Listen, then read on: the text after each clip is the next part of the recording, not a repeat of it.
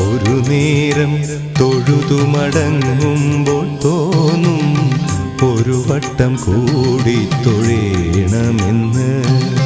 ഒരു വട്ടം കൂടി തൊഴുമ്പോഴും തോന്നും ഇതുവരെ തൊഴുതത് പോരെന്ന്.